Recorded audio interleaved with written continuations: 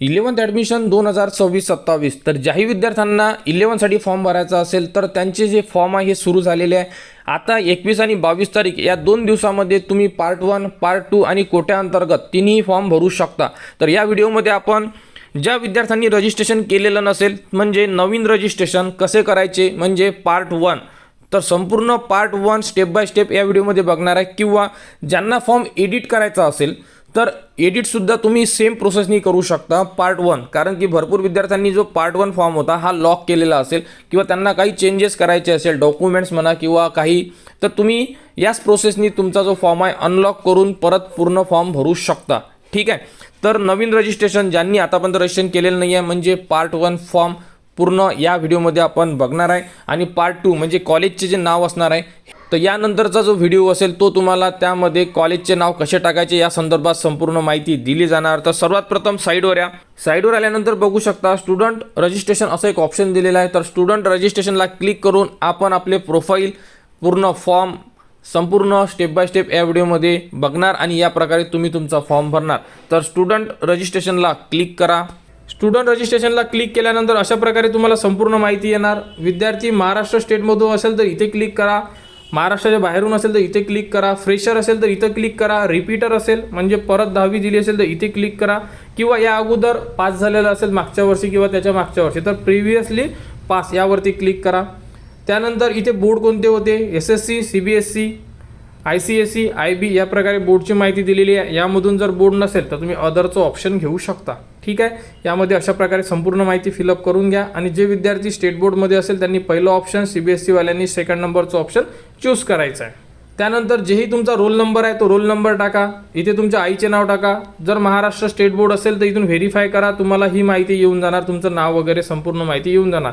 तुमचं other board असेल CBSE वगैरे तर ही सुद्धा माहिती तुम्हाला फिल करायची आहे, ही सुद्धा फिल करून घ्यायची आहे. तुमचे नावसुद्धा टाकून घ्यायचे आहे यामध्ये. अशा प्रकारे माहिती फिल करून घ्यावी लागेल. त्यानंतर ईमेल ID तुमचा टाका, मोबाईल नंबर टाका. इथून एक सिक्युरिटी क्वेश्चन कोणता पण सिलेक्ट करा, त्यामध्ये भरपूर ऑप्शन दिलेले आहे. आम्ही यामधून फेवरेट गेम क्लिक करून यामध्ये गेमचं नाव लिहितो. त्यानंतर इथे पासवर्ड सेट करा, म्हणजे तुम्ही स्वतः सेट करणार आहे त्यामुळे लक्षात राहील असाच पासवर्ड सेट करा. हा कॅप्चा इथे इन्सर्ट करा आणि त्यानंतर रजिस्टरला क्लिक करा. रजिस्टरला क्लिक केल्यानंतर तुम्हाला इथे एक रजिस्ट्रेशन नंबर मिळून जाणार. तो नंबर तुम्हाला SMS सुद्धा येऊ शकतो किंवा तुम्ही नोट करून ठेवा, कारण की शेवटच्या राऊंडपर्यंत तो रजिस्ट्रेशन नंबर तुम्हाला लागणार आहे. हा पासवर्ड तुम्ही स्वतः सेट करत आहात त्यामुळे पासवर्डसुद्धा तुम्हाला माहीत असणं गरजेचं आहे आणि नोट करून ठेवा.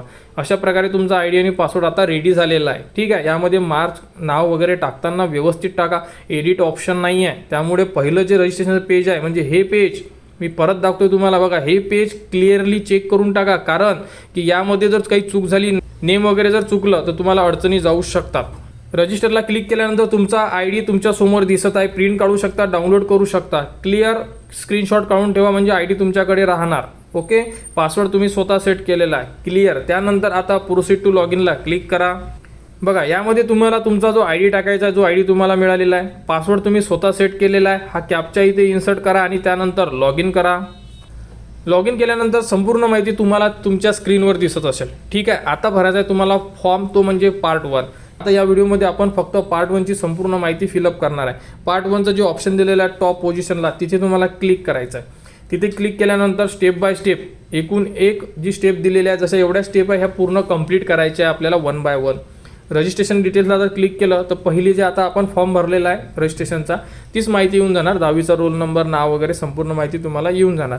मेन आहे आता पर्सनल डिटेल्सवरून तुम्हाला फॉर्म भरायचा आहे. फॉर्म अचूक भरायचा आहे, कोणतीही माहिती चुकायला नको. डॉक्युमेंट्स तुम्ही रेडी केलेले असेल, कारण की आपण अगोदरपासून डॉक्युमेंट्स रेडी करा अशाबद्दलची हर एक व्हिडिओमध्ये तुम्हाला माहिती दिलेली होती.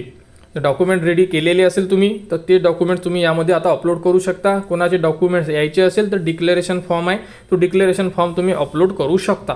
क्लिअर. तर आता भरायचा आपल्याला आपला पार्ट 1चा फॉर्म. रजिस्ट्रेशन डिटेल्सला क्लिक केल्यानंतर तुमचे संपूर्ण बोर्ड, तुमचे नाव, संपूर्ण माहिती तुम्ही बघू शकता. यामध्ये एडिट नाही आहे, मी अगोदरच सांगितलं होतं की पहिलं रजिस्ट्रेशन पेज व्यवस्थित फिलअप करा म्हणून. ठीक आहे. ही माहिती बरोबर आहे आपली. त्यानंतर आता इथून आपल्याला नेक्स्ट करायचं आहे. नेक्स्टमध्ये तुम्हाला तुमचे नाव दिसत असेल, इथे मदर नेम येऊ शकते. महाराष्ट्र स्टेट बोर्डचे जर विद्यार्थी या वर्षीला जर 10वी दिलेली असेल तर जेंडर तुम्हाला टाकायचं आहे. त्यानंतर इथून डेट ऑफ बर्थ, इथे स्कूलचं नाव, इथे युडाईस नंबर असेल तर टाका, कंपल्सरी नाही आहे सध्या तरी. अशा प्रकारे माहिती फिल करा. बघा यामध्ये CBSE बोर्ड असेल, त्यानंतर या अगोदर प्रिव्हियसली पास विद्यार्थी असेल तर त्यांना फक्त नाव येणार, बाकीची इन्फॉर्मेशन फिल करायची आहे. क्लिअर. त्यानंतर महाराष्ट्र स्टेट बोर्डचे विद्यार्थी यावर्षी जर रिझल्ट लागला असेल त्यांचा, तर त्यांना संपूर्ण माहिती ही ॲटोमॅटिकली येऊ शकते. ओके. तर ॲटोमॅटिक येत असेल तर चेक करा, ओके असेल तर काहीच करायचं नाही आहे. जर तुम्हाला आलेली नसेल तर तुम्ही यामध्ये दिल्यानुसार संपूर्ण माहिती फिलअप करून घ्या, जसं की नाव, जेंडर, डेट ऑफ बर्थ, शाळेचे नाव वगैरे फिलअप करून घ्या. अशा प्रकारे संपूर्ण माहिती फिलअप केल्यानंतर तुम्हाला करायचं आहे सेव्ह अँड नेक्स्ट. बघा त्यानंतर तुम्हाला तुमचा ॲड्रेस फिलअप करून घ्यायचा आहे. इथे तुमचा ॲड्रेस टाका, इथे स्टेट टाका, इथे डिस्ट्रिक्ट टाका, तालुका टाका आणि व्हिलेजचं नाव टाका, इथे पिनकोड टाका. मोबाईल नंबर, ईमेल ID दिसत आहे. एक्स्ट्रा ॲड करायचा असेल तर करू शकता, नसेल करायचा तर नाही केला तरी चालेल. ठीक आहे. आधार यामध्ये संपूर्ण ॲड्रेस टाईप करसाल तुमचा आणि बाकी माहिती फिलअप करून घ्या. संपूर्ण माहिती जर फिलअप केली तर सेव्ह अँड नेक्स्टला क्लिक करा, म्हणजे आपला ॲड्रेस सेव्ह होऊन जाणार. त्यानंतर सर्वात इम्पॉर्टंट पेज आहे ते म्हणजे की रिझर्वेशन, कॅटेगरी रिझर्वेशन डिटेल्समध्ये जर आले तुम्ही तर बघा पहिल्या पॉईंटमध्ये तुम्हाला तुमची कास्ट विचारण्यात येत आहे. यामध्ये अतिशय महत्त्वाचा पार्ट आहे हा जो पॉईंट आहे आपला, कारण की कास्टनुसारच तुम्हाला रिझर्वेशन मिळेल त्यामुळे. तर इथे तुम्हाला तुमची कास्ट टाकायची आहे. जी तुमच्याकडे कास्ट आहे एकदा चेक करा, त्यावरती कास्ट कोणती आहे तुमची, SC ST OBC VJ NTB NTC जीही तुमची कास्ट असेल ती कास्ट तुम्हाला यामध्ये नमूद करायची. बघा यामध्ये संपूर्ण लिस्ट आलेली आहे. तुमची कास्ट कोणती आहे तुमच्या कास्ट सर्टिफिकेटवर दिलेली आहे, त्यामधून एक कास्ट तुम्ही सिलेक्ट करा. ठीक आहे. कास्ट चुकायला नको, कारण की कास्टनुसार तुम्हाला रिझर्वेशन मिळेल, कास्टनुसार तुम्हाला जागासुद्धा मिळणार आहे कॉलेजमध्ये, त्यामुळे कास्ट हे व्यवस्थित सिलेक्ट करा. त्यानंतरचा पॉईंट काय म्हणते, तुमच्याकडे कास्ट सर्टिफिकेट आहे का, इथे यस क्लिक करा. इथून तुम्हाला स्टेट विचारण्यात येत आहे, कोणत्या स्टेटमधून काढलेली आहे, तर महाराष्ट्र. कोणत्या जिल्ह्यामधून काढलेली आहे, संपूर्ण माहिती तुमच्या कास्ट सर्टिफिकेटवर दिलेली आहे, त्यामधून इथे क्लिक करा. Select your category for admission. बघा इथे 2 ऑप्शन आहे, इथे कन्फ्युजन होत आहे विद्यार्थी. हे 2 ऑप्शन आहे, यामध्ये OBC आणि ओपन म्हटलेलं आहे. ज्यांच्याकडे कास्ट सर्टिफिकेट आहे त्यांनी म्हणजे जी कास्ट आहे तीच क्लिक करा. OBC आहे तर OBC करा, SC असेल तर SC करा, ST असेल तर SC करा. कारण कास्ट ॲडमिशनसाठी जर तुम्ही ओपन केलं तर तुम्हाला कास्टचं बेनिफिट मिळणार नाही आहे, ओपनमधून ॲडमिशन होणार तुमची. त्यामुळे जी कास्ट तुम्ही इथे सिलेक्ट करताय ॲडमिशनसाठी सुद्धा तीच कास्ट सिलेक्ट करा.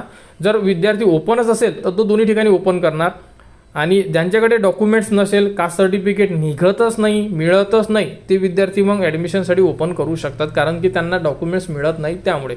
परंतु ज्यांच्याकडे कास्ट सर्टिफिकेट आहे त्यांनी दोन्ही ठिकाणी कास्टचाच उल्लेख करा.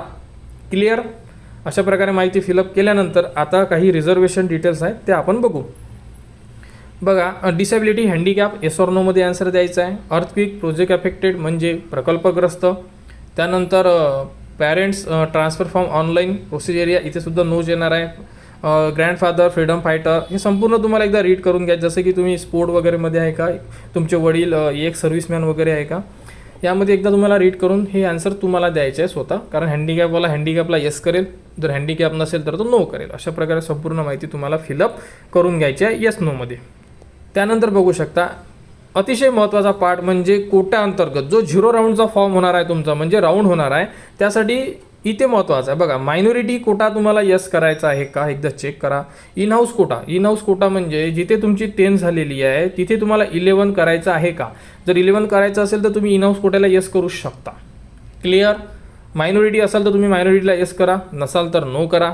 इन हाऊस कोटा जिथे 10 केलेला आहे, म्हणजे ज्या शाळेमध्ये 10वी केली आहे तिथे 11वी 12वी असेल आणि तिथे जर तुम्हाला ॲडमिशन घ्यायची असेल इन हाऊसमध्ये तर तुम्ही तिथे यस करू शकता. जर कोणाला घ्यायचीच नसेल तर तुम्ही नो सुद्धा करू शकता. ठीक आहे. अशा प्रकारे इथे हे 2 ऑप्शन आहे. हे आहे कोट्या अंतर्गत जो आता राऊंड होणार आहे तुमचा 0, तर इथे तुम्हाला येस नोमध्ये आन्सर द्या. जर तुम्ही इथे येस करत असाल तर तुम्ही 0 राऊंडसाठी इलिजिबल राहणार आहे. ओके. अशा प्रकारे संपूर्ण माहिती फिलअप केल्यानंतर सेव्ह अँड नेक्स्ट करा. परत एकदा संपूर्ण माहिती चेक करा सेव्ह अँड नेक्स्ट करायच्या अगोदर. काही अडचण असेल तर तुम्ही परत एडिट करू शकता, आणि जर ओके असेल तर सेव्ह अँड नेक्स्ट करा. म्हणजे आता करणार आपण पुढील माहिती. तर बघू शकता पुढील याच्यामध्ये तुम्हाला डॉक्युमेंट्स मागण्यात आलेले. तर बघा तुमच्याकडे 10वीची marksheet, TC, non creamy layer, caste certificate आणि अंडरटेकिंग फॉर्म, यामध्ये जेवढे डॉक्युमेंट्स कंपल्सरी आहेत ते डॉक्युमेंट्स तुम्हाला टाकावेच लागेल. जे डॉक्युमेंट्स कंपल्सरी नाही आहे ते नाही टाकले तरी चालेल. क्लिअर. त्यानंतर बघा हा डिक्लेरेशन फॉर्म आहे. कोणाकडे काही डॉक्युमेंट्स कमी जास्त असेल तर तुम्ही डिक्लेरेशन फॉर्म टाकू शकता, जेणेकरून तुम्हाला ॲडमिशनपर्यंत थोडा वेळ मिळू शकतो. क्लिअर. अशा प्रकारे डॉक्युमेंट लिस्ट आहे. डॉक्युमेंटची PDF मध्ये तुम्ही अपलोड करू शकता, JPG करू शकता. 1 MB ची साईज देण्यात आलेली आहे. तर स्कॅन करा डॉक्युमेंट्स आणि इथे अपलोड करा. डिक्लेरेशन फॉर्मसुद्धा बघणार आहे आपण की कशा प्रकारे भरू शकतो. तर त्यानंतर कोणाकडे नॉन क्रिमिनल वगैरे नसेल तर तुम्ही डिक्लेरेशन फॉर्म भरू शकता. तर डाउनलोड डिक्लेरेशन फॉर्मचा इथे फॉर्मॅट दिलेला आहे बघा, ब्ल्यूमध्ये हे क्लिक करायचं आहे. क्लिक केल्यानंतर एक फॉर्म ओपन होणार, तो मराठी आणि इंग्लिशमध्ये राहणार आहे. त्यामधून तुम्ही कोणत्याही लँग्वेजमधून तो फॉर्म एक भरू शकता. त्याची प्रिंट काढावी लागेल तुम्हाला, पेनाने संपूर्ण फॉर्म भरावे लागेल, त्यावरती सिग्नेचर करावी लागेल स्वतःची आणि वडिलांची. त्या प्रकारे तो फॉर्म फिलअप कसा करायचा हे आपण याच व्हिडिओमध्ये बघणार आहे. एकदा फॉर्म फिल केला की तो तुम्हाला अपलोड करायचा आहे. फोटो काढून करू शकता किंवा स्कॅन करून सुद्धा टाकू शकता. ठीक आहे, 2 प्रकारे फॉर्म म्हणजे 2 लँग्वेजमध्ये फॉर्म आहे. तुम्हाला जी लँग्वेज सोपी वाटेल ती लँग्वेज तुम्ही भरू शकता. अर्ज क्रमांक म्हणजे तुमचा जो ID आहे तोच तुमचा अर्ज क्रमांक आहे. तुम्हाला जो ID मिळालेला असेल तो अर्ज क्रमांक टाका, विद्यार्थ्याचे नाव टाका, इथे कास्ट टाका आणि ॲडमिशन कास्ट आपण जसं सांगितलं आहे. OBC असेल तर मग ॲडमिशन आपल्याला OBCमधून घ्यायचे कारण आपल्याकडे कास्ट आहे. अन्य आरक्षण असेल तुम्ही जसं की आता मायनॉरिटी वगैरे किंवा स्पोर्ट वगैरे काही असेल तर इथे बघा अल्पसंख्याकसुद्धा ऑप्शन दिलेला आहे. खाली स्वाक्षरी करणारा विद्यार्थी, इथे तुमच्या शहराचे नाव लिहा. यामध्ये संपूर्ण माहिती एकदा रीड करा. त्यानंतर बघा अर्जासोबत सादर केले. जर तुम्ही फॉर्मसोबत सादर करत असाल तर ही आहे तुम्हाला लाईन, आणि जर प्रवेशावेळी सादर करत असाल तर तुमच्याकडे ही लाईन आहे. क्लिअर. यामध्ये आता देत असेल तर अशा प्रकारे क्लिक करायचं आहे. नंतर देत असेल तर तुम्ही यामध्ये अशी खून करायची आहे. क्लिअर. यामध्ये दिलेलं आहे, थोडं मराठीमध्ये रीड करून घ्या आणि यस नोमध्ये आन्सर आहे असे. आता देत असेल तर यस, नंतर देत असेल नो, अशा प्रकारे तुम्हाला क्लिक करून घ्या. जसं की शाळा सोडल्याचा दाखला TC अर्जासोबत देत असाल तर इथे असं क्लिक करा आणि इथे तुम्ही असं करू शकता कारण की आताच देत आहे तुम्ही. कोणाकडे नसेल तर तुम्ही इथे असं क्लिक करा, माझ्याकडे सध्या अर्जासोबत जुळत नाही आहे आणि प्रवेशावेळीच देणार असं क्लिक करा. क्लिअर.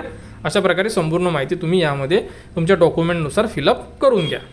त्यानंतर सर्वात शेवटी इथे डेट टाका, विद्यार्थ्याचे नाव आणि स्वाक्षरी, पालकांचे नाव आणि स्वाक्षरी. क्लिअर. अशा प्रकारे संपूर्ण माहिती फिलअप करून घ्या.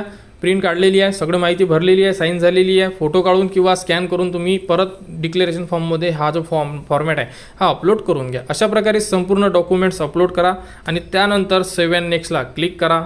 बघू शकता तुम्हाला करायचे आहे 100 रुपयाचे चालान पेड. चालान पे करण्यासाठी तुम्हाला प्रोसीड टू पेला क्लिक करून घ्यायचं आहे. यामध्ये तुम्हाला भरपूर प्रॉब्लेम येत असेल तर तुम्ही यामध्ये UPI वरून पेमेंट करा. बारकोडचं ऑप्शन आहे सध्या ॲक्टिवेट झालेलं, बारकोड जनरेट होत आहे. त्या बारकोडला क्लिक करा, तुमच्यासमोर संपूर्ण बारकोड येणार आणि तुम्ही तुमच्या मोबाईलवरून किंवा वडिलांच्या मोबाईलवरून तो बारकोड स्कॅन करा आणि तुमचे पेमेंट करू शकता तुम्ही 100 रुपयाचं. बघा इथे जर तुम्ही पे केल्यानंतर तुम्ही बघू शकता तुमच्यासमोर अशा प्रकारे बारकोड आलेला आहे. या बारकोडला जर तुम्ही शो बारकोड केलं म्हणजे QR क्लिक केलं तर तुमच्यासमोर मोठा QR येऊन जाणार. तो तुमचा तुम्ही फोनपे, GPay यावरून तुम्ही स्कॅन करू शकता आणि अशा प्रकारे पेमेंट करून घ्या. एकदा तुमचं पेमेंट झालं की तुमचा फॉर्म हा लॉक होणार नाही. लॉक फॉर्म उद्यापासून सुरू होणार आहे. अशा प्रकारे संपूर्ण फॉर्म फिलअप करून घ्या. लॉक ॲप्लिकेशन फॉर्मला जर क्लिक केलं तर तुम्ही संपूर्ण तुमचा फॉर्म चेक करू शकता. मी परत इथे तुम्हाला परत स्टार देतोय बघा. ही माहिती आपण ब्लर केलेली आहे. कशासाठी? कारण की आपण माहिती दाखवू शकत नाही त्यामुळे. बघा इथे मी तुम्हाला काय सांगतोय, तुमचा फॉर्म इनकम्प्लीटमध्ये आहे, काही प्रॉब्लेम नाही आहे, परंतु यामध्ये दिलेली संपूर्ण माहिती एकदा परत चेक करा. चेकबॉक्सला क्लिक करा आणि तुमचा जो पार्ट 1 आहे हा फॉर्म लॉक करा. जे विद्यार्थी पार्ट 1 लॉक करतील तेच विद्यार्थी पार्ट 2 भरू शकतात. आणि पार्ट 2 फॉर्ममध्ये तुम्हाला कॉलेजचे नाव टाकायचे आहे, स्ट्रीम चूज करायची आहे. संपूर्ण व्हिडिओ तुम्हाला थोड्या वेळामध्ये आपल्या चॅनलवर देण्यात येणार. तो व्हिडिओ बघून तुम्हाला जे कॉलेज पाहिजे त्या प्रकारे तुम्ही ॲड करू शकता.